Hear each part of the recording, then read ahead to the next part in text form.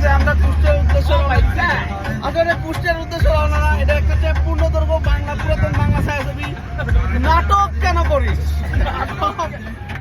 না অবশেষে নাটক শেষ হলো।